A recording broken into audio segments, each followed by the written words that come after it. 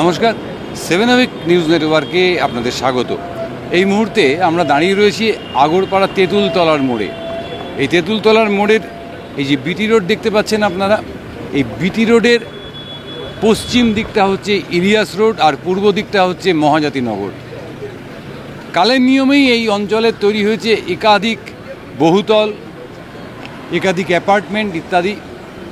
এবং আমাদের কাছে যে সাংঘাতিক খবর এসে পৌঁছচ্ছে যে এই যে অ্যাপার্টমেন্টগুলোতে বা এই সমস্ত বহুতলগুলোতে বা বহু ব্যক্তিগত বাড়িতে নানান ধরনের মানুষ, তারা কেউ ভাড়া নিয়ে আসছেন, তারা কেউ আপনার মেস করে থাকছেন। এবং সেই রকমই একটি জায়গার থেকে পুলিশ সেই জায়গাটির নাম এখনও জানায়নি, সেখান থেকে গ্রেপ্তার হয়েছেন একজন মহা জালিয়াত।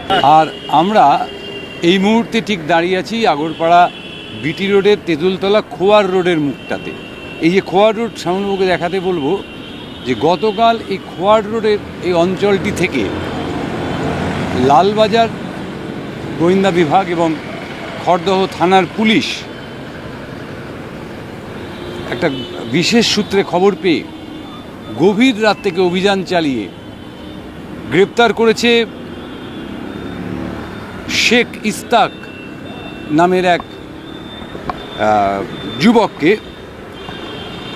এবং অভিযোগ, এই যে আমাদের রাজ্যে বর্তমানে যে ট্যাবের টাকা দুর্নীতি হচ্ছে, সেই দুর্নীতিতে সেও নাকি জড়িত রয়েছে, বা আরও যে অন্যান্য আর্থিক দুর্নীতি হচ্ছে সেই আর্থিক দুর্নীতিতে এই শেখ ইস্তাক যুক্ত রয়েছে। সে কীভাবে যুক্ত রয়েছে, পুলিশ যেটা জানাচ্ছে যে তার একাধিক ব্যাংক অ্যাকাউন্ট রয়েছে, এবং সেই অ্যাকাউন্টগুলো সে এই জালিয়াতদের ভাড়া দিত। তার অ্যাকাউন্টে কত টাকা রয়েছে, সে কতজনকে এই অ্যাকাউন্ট ভাড়া দিয়েছে ইত্যাদি জানা না গেলেও যেটা জানা গেছে, তার কাছ থেকে উদ্ধার হয়েছে একাধিক ব্যাংকের নথিপত্র সহ একটি হ্যান্ডমেড পিস্তল এবং অন্যান্য জিনিসপত্র। যেটা আমাদের অত্যন্ত উদ্বেগের মধ্যে ফেলেছে সেটা হচ্ছে যে এই আগরপাড়া অঞ্চল অত্যন্ত ঠান্ডা অঞ্চল।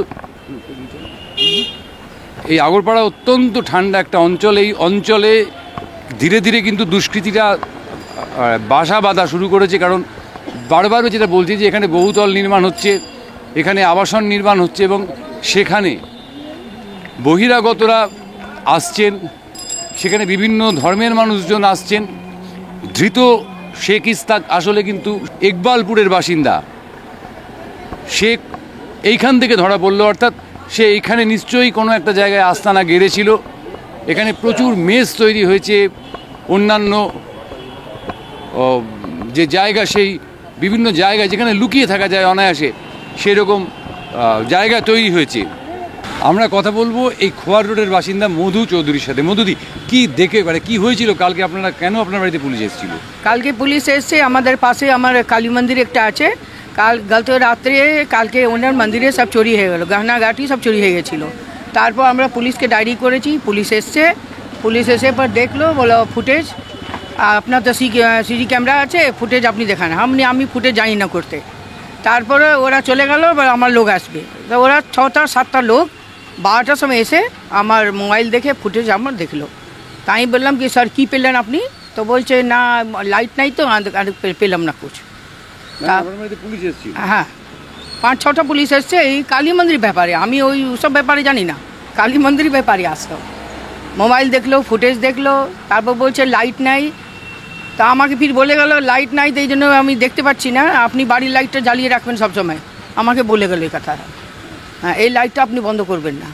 এই যে ঘটনাটা শুনলেন যে একজন বড় জালিয়াত ধরা পড়েছে, এখন কি মনে হচ্ছে? আমি এই শুনলাম, আমি কিচ্ছু জানি না এটা ব্যাপারে।